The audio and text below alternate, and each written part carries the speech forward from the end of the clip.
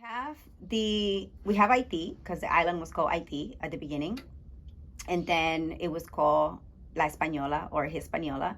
The first enslaved Africans are brought in 1503.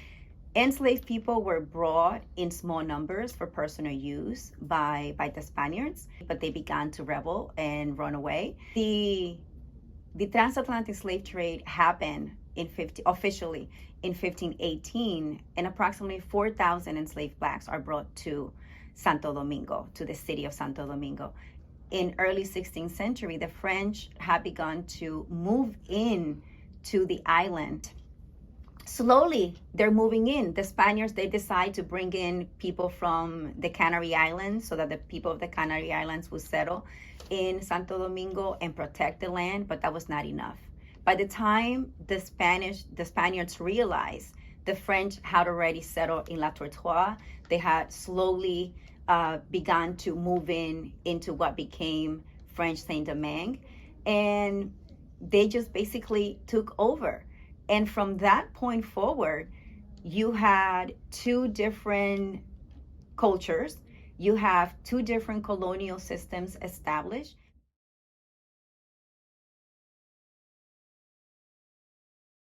And we had Toussaint, who came over in 1801 and abolished slavery for the first time in that side, in Spanish Santo Domingo. And then we were ambivalent because we were invaded by the French. Interesting, because Toussaint came in, abolished slavery. We are invaded by the French, but today in the narrative, in the mindset of the Dominican people and the collective memory, I should say, is, well, what about when the Haitians came in and they killed people in 1805? It wasn't a battle between Haitians and Dominicans. It was newly free enslaved people trying to get rid of the colonizer, the French, who had invaded Spanish Santo Domingo, and they wanted them out. But it's very difficult to explain that to the collective memory when you have created this negative view. In 1808, when the French were finally defeated, and you have in the Battle of Palo Hincado, the French are finally defeated, but they were not defeated by the Haitians. They were defeated by the Spaniards, the Spanish criollos, the Spanish Creoles in Spanish Santo Domingo, who finally kicked them out. But the way that we think about it in Dominican history is, well, what about the Battle of Palo when the Haitians came? It's like, no, that's not how it happened. Dessalines actually said to the Spaniards, do not interfere. We're coming for the French. And the Spaniards interfered. Dessalines took care. This is what they call in 1805 the beheading of Mocha. It was Dessalines trying to defeat the French and making sure that slavery was not reestablished in that side of the island. Many Spaniards did not agree with some of the new laws that Boyer instituted. Actually, some people in Haiti didn't agree either with his agricultural reforms, right? But this began to create the notion that, okay, they're coming to take over. They're coming to take our place. And that was not the case. What the Haitians were trying to do was prevent a colonizing power to reestablish themselves in that side of the island. Being Dominicans are in this ambivalence in terms of bringing in the U.S. into the Dominican Republic, bringing in U.S. investment, and how much this could affect Dominican society.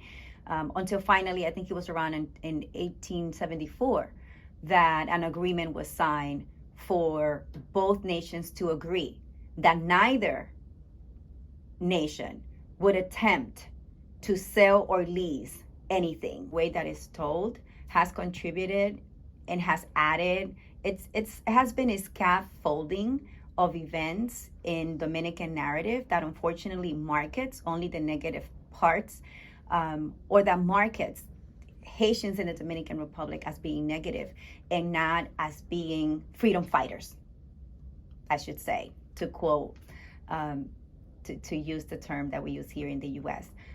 They're not seen that way. They're seen as invaders rather than seen as people who freed both nations. The negative narrative against Haitians in the Dominican Republic has produced a selective nationalistic fragility.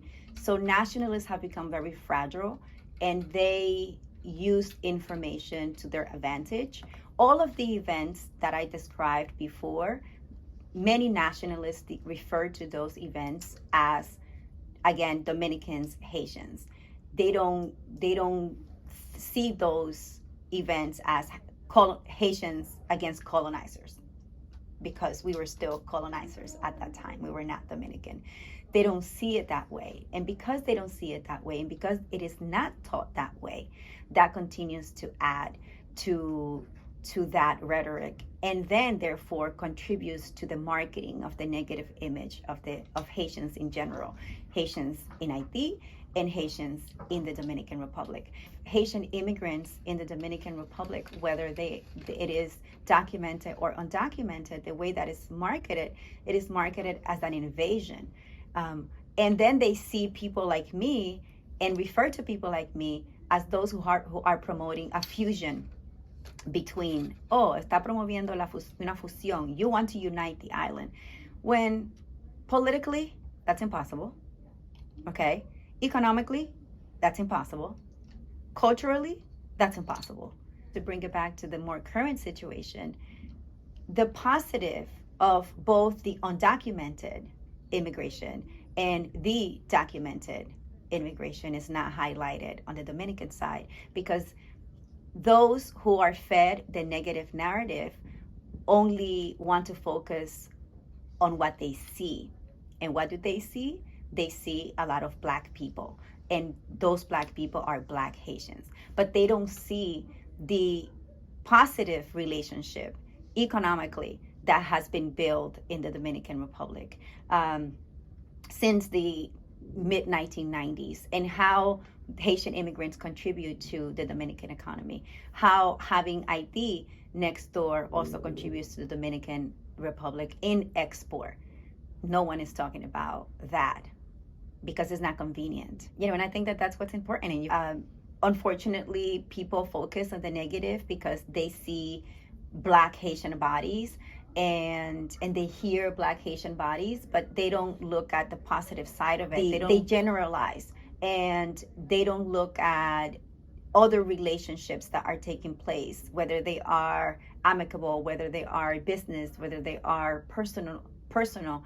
And maybe it should change. Maybe slowly we need to demand that the government as an institution publicizes its economic relationship with Haiti, that our labor force contributes to the economic development of the Dominican Republic, because we have a large Haitian presence working in the agricultural sector and which moves the country, and which works in the construction sector, which builds the country.